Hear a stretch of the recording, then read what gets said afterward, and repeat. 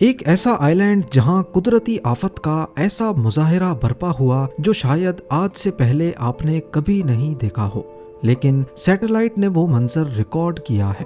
Siberia के घने जंगल में प्लेन क्रैश का मंजर हो, सहारा डेजर्ट के बीचों बीच बने इस स्क्वायर शेप का राज हो, या फिर सोमालियन कोस्ट की एक रिमोट लोकेशन पर बने हजारों रंग बिरंगी कुएं। हमारी दुनिया ऐसी हैरत अंगेज और अनोखी जगहों से भरी पड़ी है जिनको हम जमीन से देख ही नहीं पाते। आज हम ऐसी ही 10 छुपी हुई लोकेशंस का पर्दाफाश करेंगे और हमेशा की तरह इन स्ट्रेंज लोकेशंस को एक्सप्लेन करने की कोशिश भी करेंगे। ज़ेम टीवी की वीडियोस में एक बार फिर से खुशामदीद। नाजरीन, बात शुरू करते हैं एक अनोखे आइलैंड से। जापान से करीब 1200 किलोमीटर साउथ ईस्ट में देखा जाए तो पैसिफिक ओशन में इवो जिमा नामी एक छोटा सा आइलैंड है। वर्ल्ड वॉर 2 में इस आइलैंड पर जापान और यूएसए की जंग हुई थी, जिसकी निशानियां आज तक यहाँ बिखरी हुई हैं। पर जो चीज आपको दिखानी है वो ये है कि अगर गूगल अर्थ पर 2005 की सैटेलाइट इमेज में देखा जाए तो इस आइलैंड के वेस्ट कोस्ट पर साहिल से 200 मीटर दूर पानी में कुछ पत्थर दिखेंगे। लेकिन अगर फ्रेश सैटेलाइट इमेज में देखा जाए तो समंदर नीचे उतर गया है और जो पहले पत्थर लग रहे थे वो असल में शिप रैक्स हैं। पिछले 20 सालों में जो शिप रैक्स 200 मीटर साहिल से दूर थे, अब वो खुश्क जमीन पे आ चुके हैं।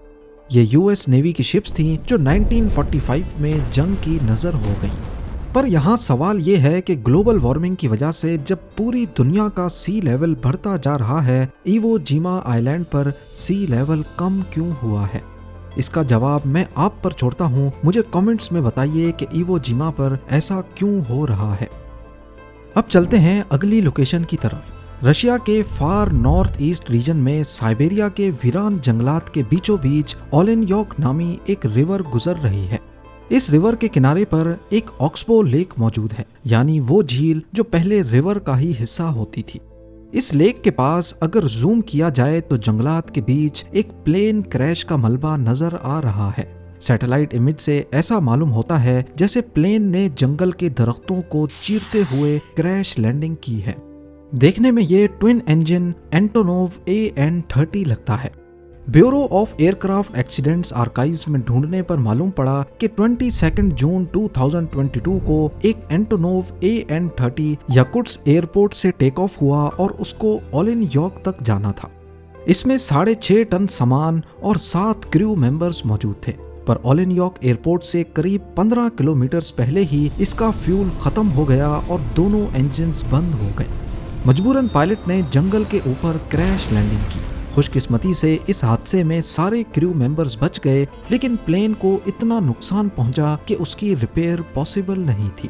हादसे के वक्त खींची गई फोटो में देखा जाए तो जहाज के टेल एलिवेटर्स कटे हुए हैं, जो सैटेलाइट इमेज में पॉइंट ऑफ कांटेक्ट के पास देखे जा सकते हैं। पैसिफिक ओशन में न्यूजीलैंड के साउथ में एक आइलैंड है जिसको ऑकलैंड आइलैंड कहा जाता है। इस आइलैंड के बराबर में एक और आइलैंड है और इसका नाम काफी अजीब सा है। जी हाँ, डिसअपॉइंटमेंट आइलैंड। पर आखिर इतना अजीब नाम क्यों? इंटरनेट रिसर्च करने पर मालूम पड़ा कि 18th और 19th सेंचुरी में समंदर के इस हिस्से में वेल्स का शिकार बहुत कॉमन था। इंग्लैंड से लोग पैसिफिक ओशन के इस हिस्से का रुख करते थे, खासकर एंटार्क्टिका के करीब। कई महीनों के सफर के दौरान उनका खाना पानी, लकड़ियां सब खत्म हो जाती थी। उस वक्त जब दूर से इस खूबसूरत आइलैंड पर नजर पड़ती थी तो शिकारी सोचते थे कि क्यों ना यहाँ जाकर कुछ रेस्ट किया जाए और अपनी सप्लाईज वगैरह भी रीफिल की जाए। लेकिन कई 100 मील सफर करने के बाद जब वो यहाँ पहुँचते तब इस आइलैंड का असली चेहरा नजर आता। यहाँ ना लेक्स हैं, ना चश्मे, ना दरख्त हैं और ना ही कोई खाने की चीज, और ऊपर से यहाँ ठंडी हवाएं इतनी तेज हैं कि यहाँ रहना भी इम्पॉसिबल है। इसी वजह से जो भी यहाँ आता मायूस होकर लौटता था। तब से लेकर इस आइलैंड का नाम ही डिसअपॉइंटमेंट आइलैंड पड़ गया। अब चलते हैं चाइना की तरफ। चाइना के नॉर्थ वेस्ट इलाके में शिनजियांग वीगर नामी ऑटोनॉमस रीजन मौजूद है। दूर दूर तक सिर्फ रेगिस्तान और बंजर जमीन। गूगल अर्थ पे छानबीन के दौरान यहाँ एक बहुत बड़ी फैसिलिटी बनी हुई पाई गई। पर यहाँ हैरानी की बात इस फैसिलिटी का इतने रिमोट एरिया में होना नहीं, बल्कि हैरानी की बात तो यहाँ पड़े 2 फुटबॉल फील्ड जितने बड़े पत्थर हैं।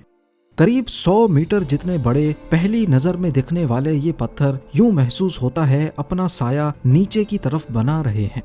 पर सच्चाई का इल्म तब होता है जब हम इस फैसिलिटी के दूसरे शेडोज को देखें तो वो बिल्कुल ऑपोजिट डायरेक्शन में बन रहे हैं। तो आखिर में ये बात सामने आई कि असल में ये एक ऑप्टिकल इल्यूजन है। ये इतने बड़े पत्थर नहीं बल्कि फुटबॉल फील्ड जितने बड़े 2 जायंट सिंक होल्स हैं। हिस्टोरिकल सैटेलाइट इमेजेस में देखने पर मालूम पड़ा कि ये सिंक होल्स हाल ही में बनाए गए हैं, पर इसका रीजन क्या है ये अभी तक मालूम नहीं पड़ा। कुदरत की ताकत का लाइव मुजाहिरा देखने के लिए स्पेन के ला पाल्मा आइलैंड से ज्यादा बेहतर कोई जगह नहीं। वेस्ट अफ्रीकन कोस्ट से चंद 100 किलोमीटर दूर अटलांटिक ओशन में चंद आइलैंड्स मौजूद हैं जो स्पेन की एडमिनिस्ट्रेशन में आते हैं। यहाँ के ला पाल्मा आइलैंड में करीब 1 लाख लोग बसते हैं। 17 अगस्त 2021 की सैटेलाइट इमेज में देखा जाए तो यहाँ सब कुछ नॉर्मल था, लेकिन सिर्फ 2 दिनों के बाद 19 अगस्त 2021 को करीबी वोल्केनो फटा और फिर इस शहर की हालत कुछ इस तरह हो गई। पूरा शहर वोल्केनिक ऐश की मोटी लेयर के नीचे दब गया और आज तक दबा हुआ है। सऊदी अरेबिया में मौजूद अरेबियन डेजर्ट के बीचों बीच, जहां से करीबी इंसानी आबादी कई 100 किलोमीटर दूर है, रेत के बीच एक अजीब स्क्वायर शेप का निशान देखा गया है। एक साइड से दूसरी तरफ इसकी लंबाई करीब 400 मीटर्स है। इसकी एक साइड पे एक एंट्रेंस जैसी चीज रखी गई है जो शायद इस बात की निशानी है कि यहाँ कभी कोई रहता था। क्या ये कदीम दौर के किसी मुसाफिर खाने के बकाया जात हैं या कुछ और? इस एरिया की हिस्टोरिकल सैटेलाइट इमेजरी भी मौजूद नहीं है, लेकिन अगर काफी जूम आउट किया जाए तो ब्लर ही सही लेकिन हिस्टोरिकल डाटा मौजूद है। सेम उसी जगह 2007 में यहाँ इसी स्क्वायर के अंदर कुछ स्ट्रक्चर्स या बड़े बड़े कैंप्स बने हुए देखे जा सकते हैं, लेकिन इससे सिर्फ 1 साल पहले यहाँ किसी किस्म के कोई निशान मौजूद नहीं थे। यानी ये जो कुछ भी है 2007 में ही बनाया गया था। पर सवाल पैदा होता है कि इतनी वीरान जगह पर ये क्या चीज है और किसने बनाई? गाड़ियों के निशानात देखकर अंदाजा लगाया जा सकता है कि ये काम ऑयल एक्सप्लोरेशन टीम का हो सकता है। रेगिस्तान में ऑयल ढूंढने के लिए ये टीम्स जहां भी कैंप्स लगाती हैं, अपने आसपास खुदाई कर देती हैं ताकि जहरीले जानवर और कीड़े अंदर ना घुस सकें। इसी लोकेशन से थोड़ा ही आगे ऐसा ही एक और स्क्वायर निशान भी है और यहाँ पर भी 2007 में ही कुछ एक्टिविटी होती दिख रही है। अब चलते हैं अमेरिका में मौजूद लेक ओरोविल की तरफ। 2021 में कैलिफोर्निया में शदीद खुश्क साली पैदा हो गई, जिसकी वजह से लेक ओरोविल बिल्कुल सूख गई और उसमें डूबी हुई मुख्तलिफ चीजें जाहिर होना शुरू हो गईं। ठीक इस स्पॉट पर लेक का पानी 65 फीट गहरा है, पर लेक सूखने के बाद 30 मई 2021 के इमेज में देखा जाए तो यहाँ एक क्रैश्ड SUV गाड़ी नजर आएगी। इस लोकेशन के बराबर से ओरोविल हाईवे गुजरता है जो एक पहाड़ी रास्ता है, और जिस जगह ये SUV जीप पड़ी है वहाँ एक शार्प टर्न भी मौजूद है। तो चांसेस हैं कि शायद ये गाड़ी कभी एक्सीडेंट का शिकार हुई थी और फिर उसका मलबा लेक की गहराई में गुम गया, जो लेक सूखने के बाद 2021 में जाकर जाहिर हुआ। सोमालिया के साहिल समंदर पर ये एरिया देखें जहां हजारों छोटे छोटे गोल निशानात मौजूद हैं। हर गोल सुराख का डायामीटर करीब 10 मीटर है और उसके अंदर रंग बिरंगी पानी भी मौजूद है। इंटरनेट रिसर्च करने पर मालूम पड़ा कि ये कोई नेचुरल फिनोमेनन नहीं है, बल्कि यहाँ के लोकल्स ने ये कुएं खुद खोदे हैं। और ऐसा करने के 2 रीजंस हैं। एक तो जमीन के अंदर ग्राउंड वाटर को यहीं पर रोकना ताकि वो आगे की जमीन को समंदर के नमकीन पानी से खराब ना करे, और दूसरा ये लोग इन वेल्स में से नमक निकाल कर उसे सेल करते हैं।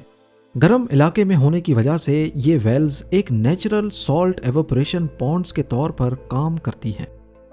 ये 2023 में खींची गई यूक्रेन की एक एयर बेस का मंजर है। इसमें जो प्लेन आपको दिख रहा है वो टुपोलेव Tu-95 स्ट्रेटेजिक बॉम्बर है, पर इस जहाज के ऊपर काले रंग के गोल सर्कल्स नजर आ रहे हैं।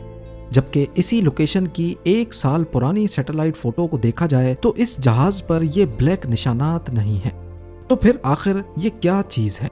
असल में ये satellite image Russia Ukraine war के शुरुआती दिनों में कैप्चर किया गया था। जहाज के ऊपर ब्लैक सर्कल्स असल में गाड़ी के पुराने टायर्स हैं। इनको ऑप्टिकल कैमोफ्लाज करने के लिए जहाज के ऊपर रखा गया है। टायर्स क्योंकि रबड़ के होते हैं तो अगर ड्रोन्स पर लगा automated object recognition system waves फेंकेगा तो वो वेव्स टायर्स से टकराकर जहाज की डिजिटल शेप को बिगाड़ देती हैं, जिससे ड्रोन्स या मिसाइल्स को टारगेट आइडेंटिफाई करने में मुश्किल होती है। गूगल अर्थ की स्ट्रेंज लोकेशंस की बात हो और सहारा डेजर्ट का नाम ना आए, ये कैसे मुमकिन है? सहारा डेजर्ट की इस रिमोट लोकेशन पर रेत के टीलों के बीच ये एक खूबसूरत जियोलॉजिकल फॉर्मेशन है जिसको 2013 में कैप्चर किया गया था। बज़ाहिर ऐसा मालूम होता है कि ये एक एंशिएंट वोल्केनो है जिसका क्रेटर या मैग्मा चैम्बर अब जमीन पर एक्सपोज हो चुका है और पिछले कई 100 सालों से इसमें कोई वोल्केनिक एक्टिविटी नहीं हुई। उम्मीद है ज़ेम टीवी की ये वीडियो भी आप लोग भरपूर लाइक और शेयर करेंगे। आप लोगों के प्यार भरे कमेंट्स का बेहद शुक्रिया। मिलते हैं अगली शानदार वीडियो में।